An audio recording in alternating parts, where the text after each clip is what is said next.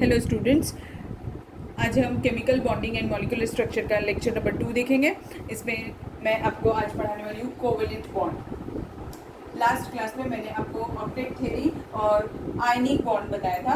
आज covalent bond. Covalent bond was first of all given by the scientist named as लैंगमुयर।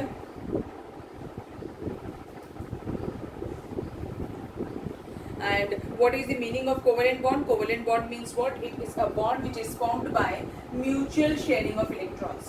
Mutual sharing of electrons. ठीक है, mutual means what? Equal. जब equal sharing of electrons होती है तो जो bond form होता है उसे हम कोवेलेंट बॉन्ड बुलाते हैं। अब let's see the example for covalent bond. Example, chlorine molecule. Chlorine molecule as in chlorine molecule, octet theory में हमने क्या पढ़ा था? An atom forms a bond only to complete its octet. ठीक है, और यहाँ पर हम वो ऑक्टेट कैसे कंप्लीट करने वाले हैं? शेयरिंग से। That's why we are seeing about the covalent bond. तो क्लोरीन मॉलिक्यूल कैसे फॉर्म होता है? तो क्लोरीन का एक ए एटम ले लेती हूँ, इसका एटॉमिक नंबर 17, कन्फिग्रेशन क्या हो जाएगा? 1s2 2s2 2p6, 10 इलेक्ट्रॉन्स हो गए, 3s2 3p5। तो इसके आउटर मोस्ट ऑर्बिट में कितने इलेक्ट्रॉन्स है? 7 इलेक्ट्रॉन्स है। वैसे ही सेम क्लोरीन का बी एटम होगा और उसमें भी आउटर मोस्ट ऑर्बिट में कितने हो जाएंगे? 3s2 3p5, यानी कि 7 इलेक्ट्रॉन्स होंगे। अगर मैं इसका लेविस-डॉट स्ट्रक्चर बनाऊं तो कैसे बनेगा? देखो, इस वाले क्लोरीन का एक सिंगल इलेक्ट्रॉन, यहाँ पर 2, यहाँ पर 2 और यहाँ पर 2, मीन्स टोटल 7 इलेक्ट्रॉन्स हो गए। और ये वाले क्लोरीन का एक सिंगल इलेक्ट्रॉन, 2 इलेक्ट्रॉन्स, 2 और ये ऐसे। अब देखो, क्लोरीन के आउटर मोस्ट ऑर्बिट में 7 इलेक्ट्रॉन्स है, मींस उसको ऑक्टेट कंप्लीट करने के लिए कितने इलेक्ट्रॉन्स चाहिए? एक और इलेक्ट्रॉन चाहिए। और वो इलेक्ट्रॉन कैसे भी उसे मिलेगा? By sharing the electron with the other chlorine atom. उससे शेयर कर लेगा और ये वाला क्लोरीन भी इससे शेयर कर लेगा। ठीक है, तो ये बन गया एक कोवेलेंट बॉन्ड। सो देखो, दोनों ने इक्वली शेयर किए हैं इलेक्ट्रॉन्स को, इसीलिए ये कोवेलेंट बॉन्ड है।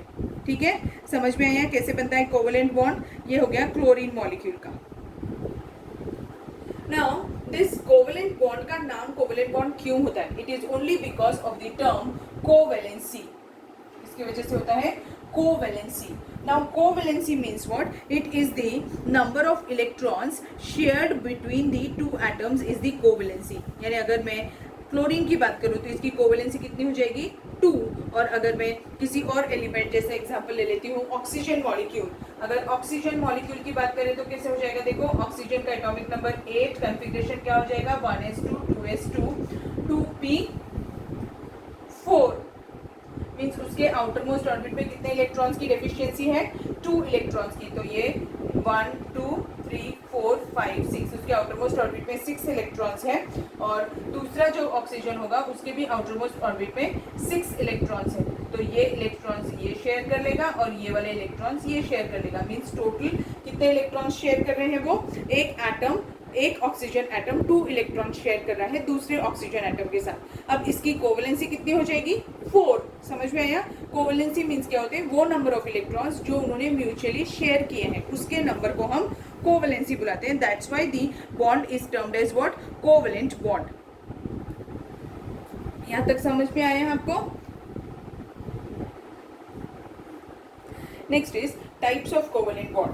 Covalent bond is classified majorly into 2 types. One is polar covalent bond and other is non-polar covalent bond.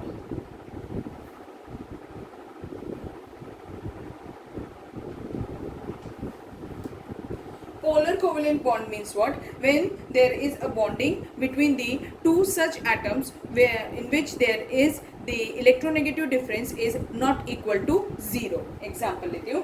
जैसे अगर सपोज करिए कि मैंने एग्जाम्पल लिया HCl मॉलिक्यूल का। HCl मॉलिक्यूल में क्या होगा?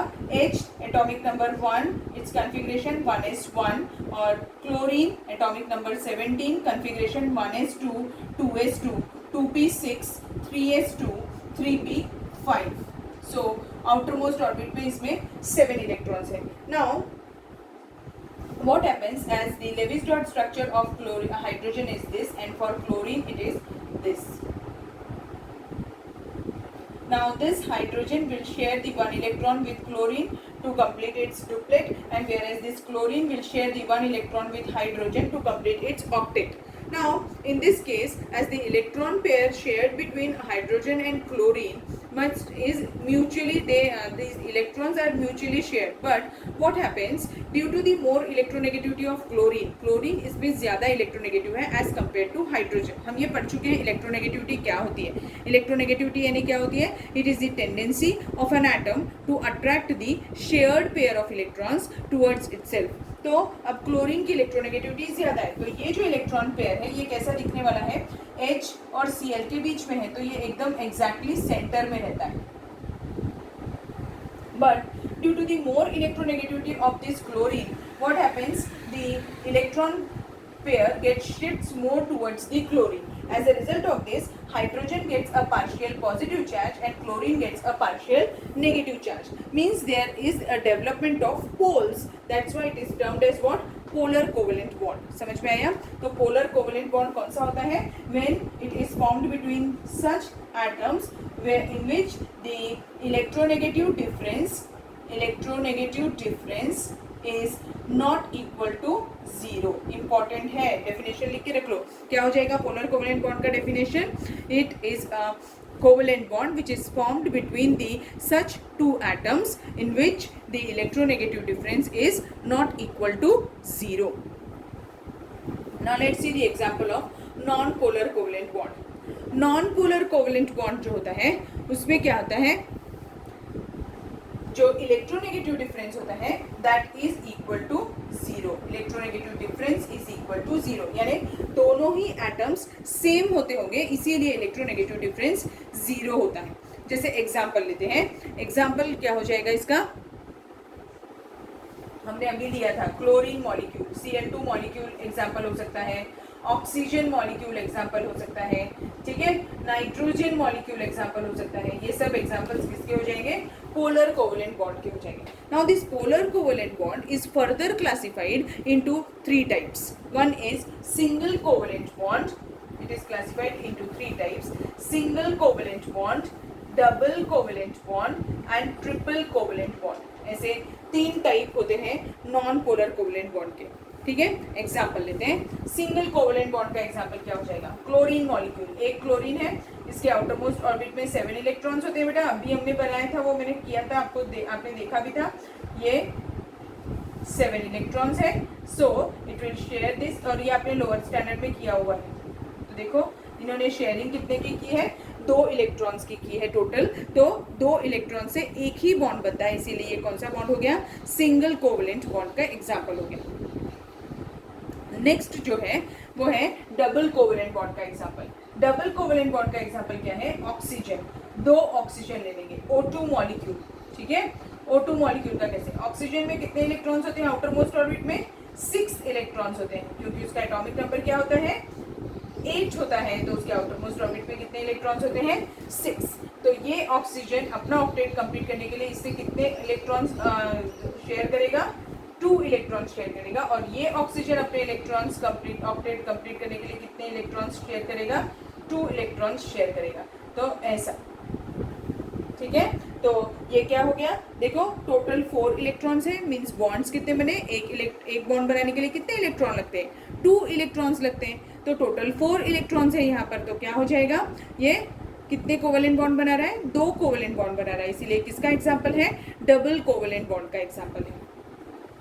नेक्स्ट एग्जाम्पल देखते हैं ट्रिपल कोवेलेंट बॉन्ड का. ट्रिपल कोवेलेंट बॉन्ड का एग्जाम्पल होता है नाइट्रोजन मॉलिक्यूल.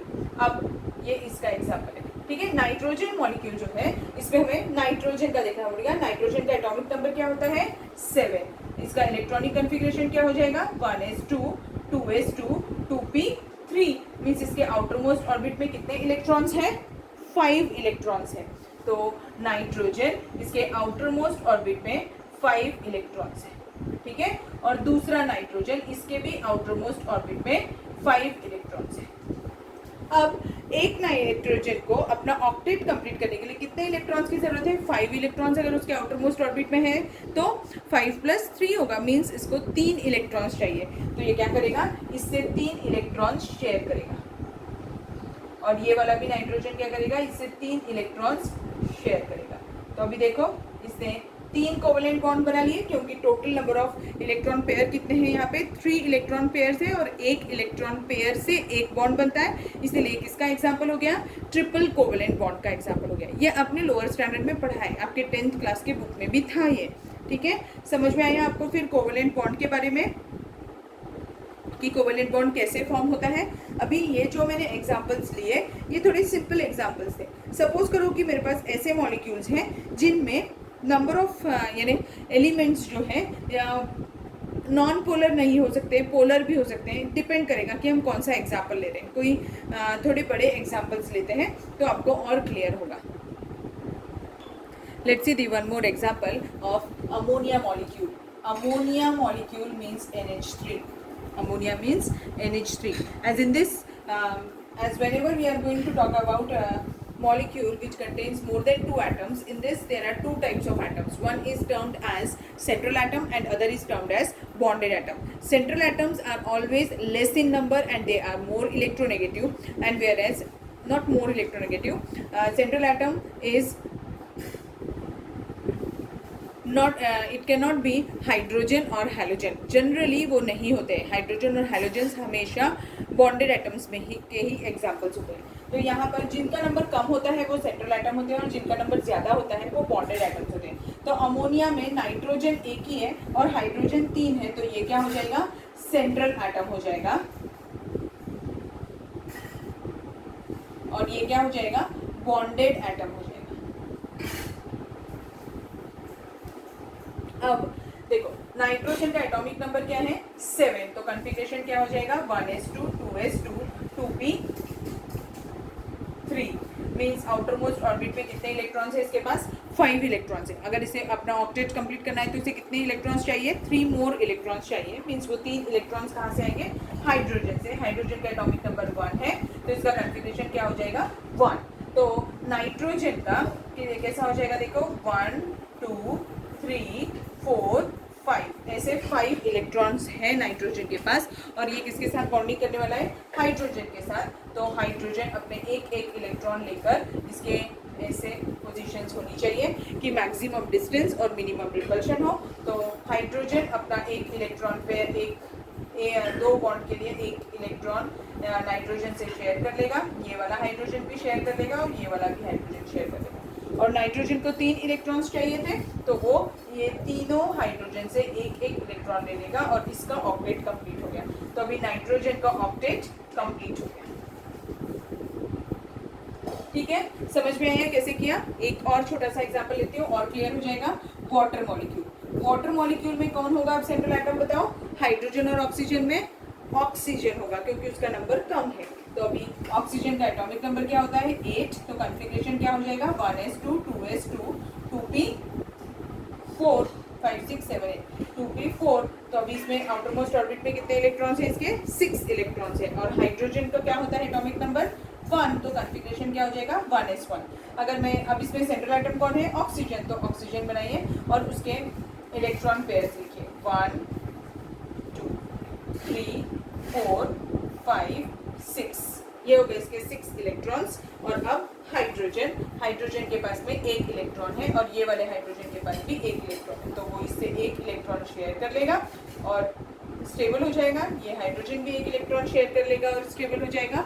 और ऑक्सीजन को 2 इलेक्ट्रॉन डेफिशिएंट थे इसीलिए ये पूरे इलेक्ट्रॉन्स दोनों इलेक्ट्रॉन्स हाइड्रोजन के शेयर करेगा।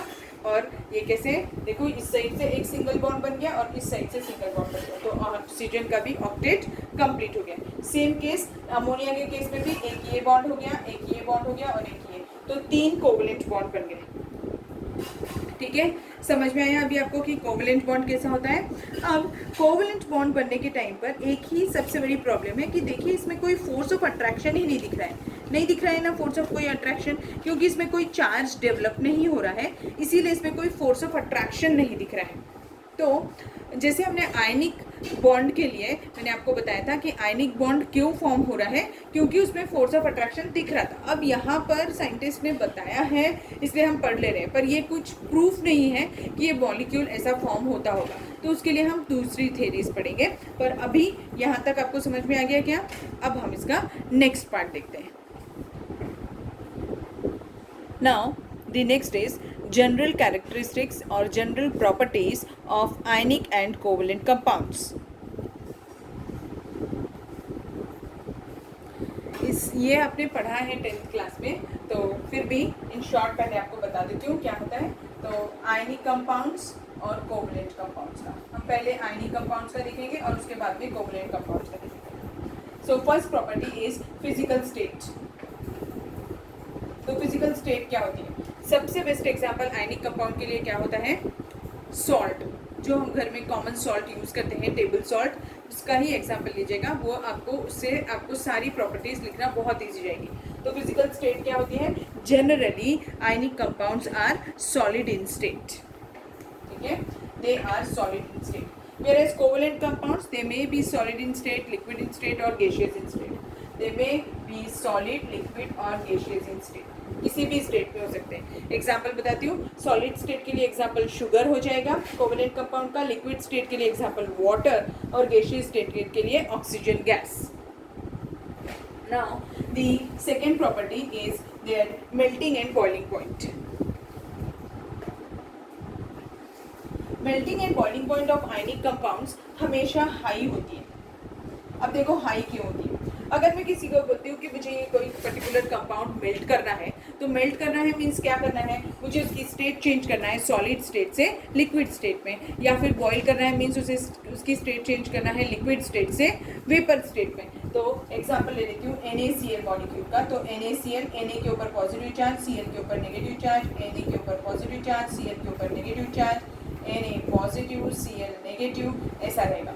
ठीक, अब क्या होएगा? देखो इसमें क्या होने वाला है कि इन दोनों के बीच में भी अट्रैक्शन है, इन दोनों के बीच में भी एक फोर्स ऑफ अट्रैक्शन है। तो अगर मुझे ये सॉलिड स्टेट में है अभी, इसीलिए ये कॉम्पैक्टली पैक्ड है ये मॉलिक्यूल। अगर ये कॉम्पैक्टली पैक्ड है तो ये बहुत पास में है।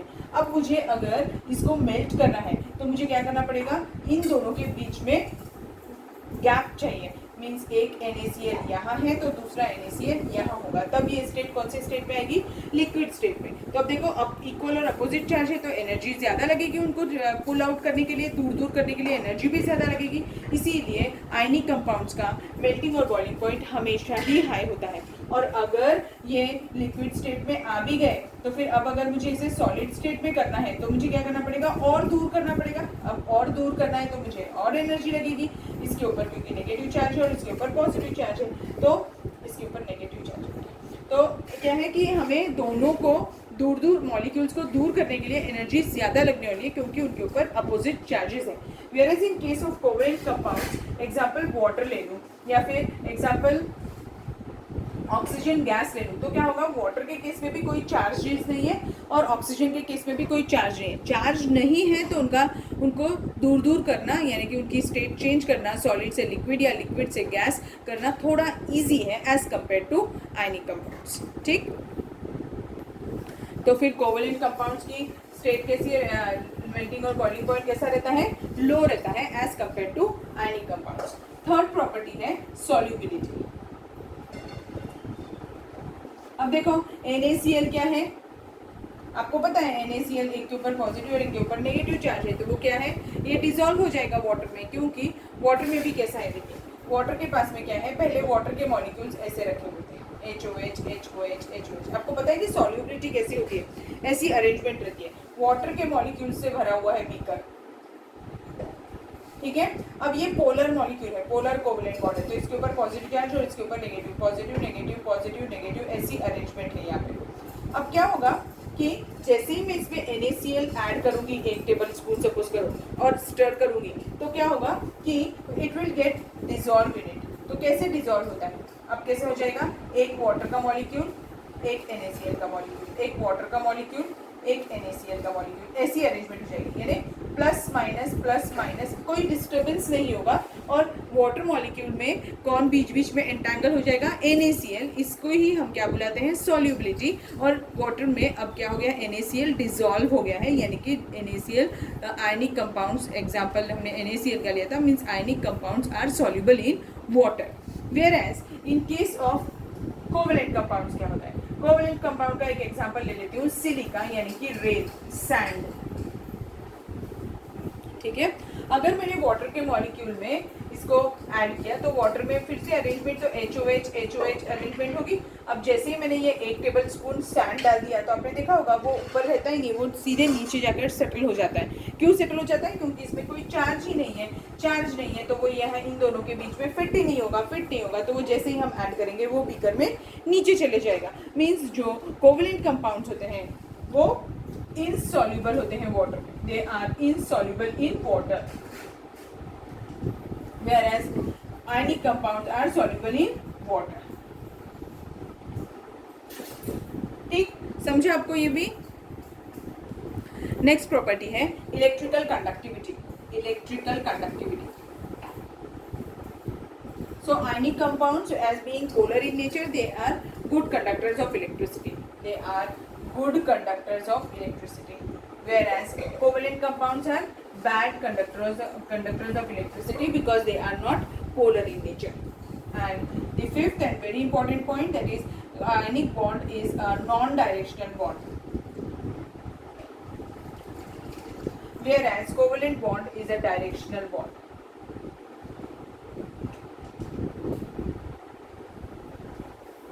नॉन डायरेक्शनल बॉन्ड का मतलब क्या होता है, NaCl जो है, आपको बताया मैंने, क्रिस्टलाइन सॉलिड्स होते हैं आयनिक कंपाउंड्स। तो अगर मैं NaCl का क्रिस्टल देखूं तो वो कैसे दिखेगा आपको पता है, वो क्यूबॉइड के शेप का होता है बेटा, ऐसा और एक ऐसा, और सेंटर में क्यूबॉइड के सोडियम रहता है, और ये जितने कॉर्नर्स हैं इन सब के ऊपर क्लोराइड आयंस रखा होता है। ठीक है, अब ये इससे अट्रैक्ट हो गया।